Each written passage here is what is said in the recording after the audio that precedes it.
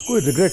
मैं पहले रिग्रेट बहुत करती थी, लेकिन अब मुझे जो लगता है मेरे बैड एक्सपीरियंसेस थे या जो भी थे उनसे मुझे लर्निंग ही मिली है। तो मैं रिग्रेट नहीं समझती उन्हें, मैं उनसे सीख के आगे I am moving forward and I think the person I am today is because of the experiences I have had. कोई गिल्ट?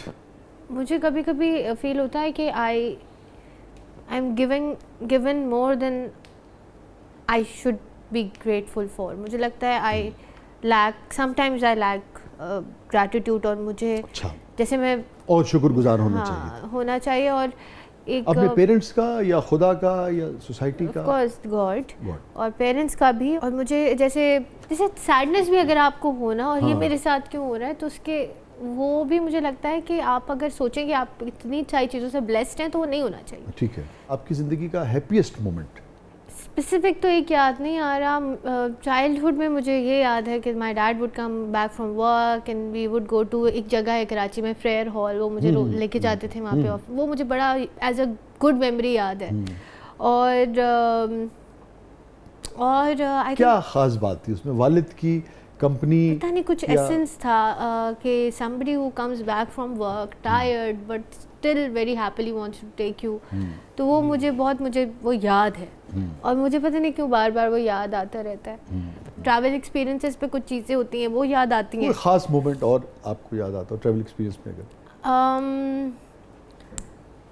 वो बहुत हैप्पी तो नहीं है, लेकिन आई रिमेंबर मैं बोर्डरम में थी टर्की में, और मुझे बहुत शौक है स्ट्रेंजर्स से बातें करने का जिनको मैं जानती नहीं हूँ। तो मैं क्रॉस कर रही थी तो एक लेडी थी और she was an 85 year old lady sitting. तो उन्होंने मुझे बुलाया, कम हेयर। मैं अकेली थी, मैं भी जाके बैठ गई। तो उन्होंने मुझसे बातें करने लगी। फिर बात करते करते मैंने कहा यू मैरिड? तो कहती no my husband passed away. तो मैंने उनसे पूछा, मैंने कहा you didn't choose to remarry? तो इतने उन्होंने मुझे उनका एक्सप्रेशंस, उनकी बात अभी तक याद है। उन्होंने ऐसे करके मैं समझाने के लिए कहा वेयर द मैन कि मैं अभी तक वही इंसान ढूंढ रही हूँ लोगों में, मुझे कोई नज़र नहीं आ रहा है। तो मुझे it really left an impact on me. And उनके फेस पे कोई सैडनेस नहीं थी, शी वाज सो हैप्पी। तो मैंने कहा it doesn't make you sad. मैं ज़्यादा उनसे पूछी थी।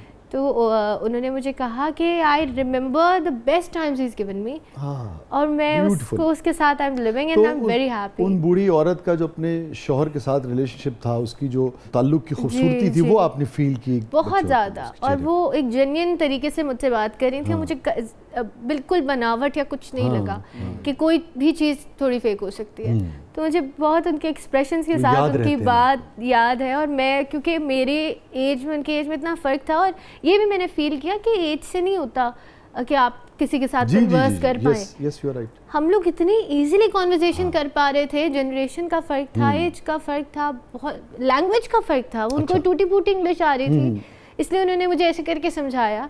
और मुझे उनकी टर्किश आती नहीं थी, तो लेकिन एक ईज था कॉन्वर्जेशन में। कोई ऐसी बात जो आपको बहुत खुशी के मौसम में भी, खुशी के लम्हों में भी उदास कर देती?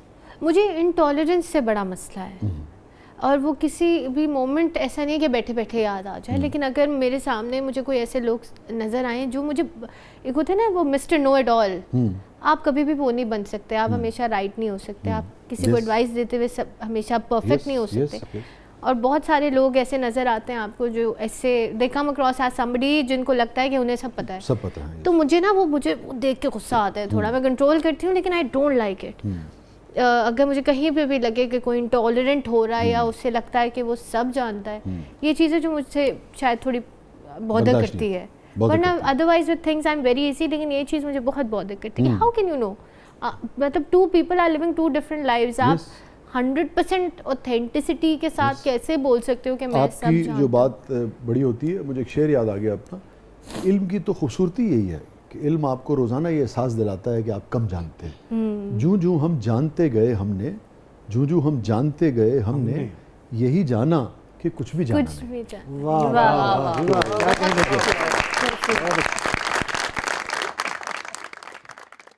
नवाल, कोई ऐसी बात, बाज़-औक़ात लोग टच में नहीं रहते, बाज़-औक़ात दुनिया से चले जाते हैं, बाज़-औक़ात किसी वजह से झिझक होती है, आप नहीं कह पाई हो किसी से, आप कहना चाहती हो, तो आप हैं और कैमरा है, आप कह सकती हैं। गिला शिकवा तो मैं किसी से सच नहीं करूँगी, लेकिन मैं बस अगर शायद थोड़ा सा ग्रैटिट्यूड या प्यार एक्सप्रेस करूँ अपने पेरेंट्स की तरफ, जो मैं शायद बहुत दफ़ा नहीं एक्सप्रेसिवली कर पाती हूँ, तो मैं वो उनको ज़रूर बताना चाहूँगी that whatever I am today is because of them and their teachings and their preachings.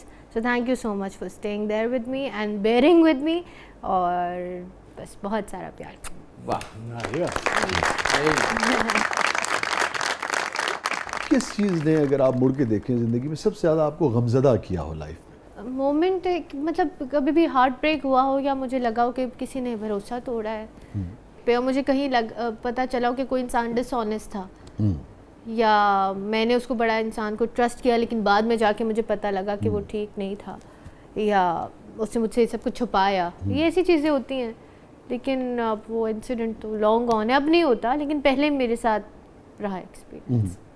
तो आपने उससे कहा? नहीं कहा? नहीं. Words are overrated for me. अब अगर एक इंसान ने कुछ कर दिया है तो फिर आपको समझ आ जाता है, बट वो ये बहुत पुरानी बात है, मतलब अब तो मैं अनबॉदर्ड हूँ, लेकिन प्रीवियसली ये हुआ है. अब आप धोखों की आदी हो गई हैं? नहीं. मैं किसी को मौका ही नहीं देती कि धोखा मिले. धोखा प्रूफ हो गई. Yes. लेकिन इसका एक नुकसान नहीं होता बहुत ज़्यादा धोखों का या हार्ट ब्रेक का, कि आदमी ट्रस्ट करना छोड़ देता है? उसकी भी तो एक ब्यूटी है. अच्छी बात है, सेल्फ सफिशिएंट हो जाओ, नहीं करो, डिपेंडेंट हो ही ना दूसरे पे. ठीक है, मगर उससे तन्हाई जन्म नहीं लेती? नहीं, हर रिलेशनशिप आपको कहीं ना कहीं केटर करता है. जैसे family is nurturing, friends are other things, your grandparents are other things, professional people are. ऐसे कर करके अपने आप को 5%, 10%, 15% आप कंप्लीट कर लें, लेकिन रहे सेल्फ सफिशिएंट. ठीक. So I that's what I feel. Thank you so much Nawal, बहुत बहुत शुक्रिया, आप तशरीफ़ लाई, बहुत बहुत शुक्रिया. Thank you for coming. Thank you so much for having me. Thank you so much. Thank you so much. नाज़रीन, ये था आज का शो, और हमेशा की तरह 2 अशार पर प्रोग्राम का इख्तिताम करते हैं. निस्बतन ताज़ा ही शेर है.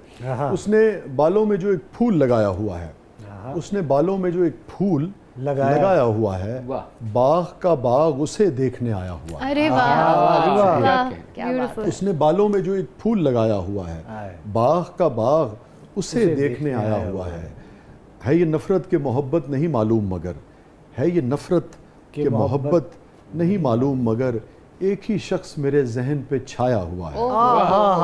तितलियों कैसे मैं समझाऊं तुम्हें, ज़ख्म है ज़ख्म. तितलियों कैसे मैं समझाऊं तुम्हें, ज़ख्म है ज़ख्म.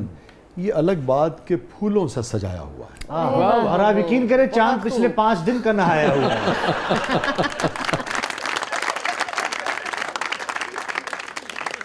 ये था आज का ज़बरदस्त. इजाज़त दीजिए, अपने फीडबैक से आगाह कीजिएगा. अल्लाह हाफ़िज़. क्या बात है सर, बहुत अच्छे, शुक्रिया.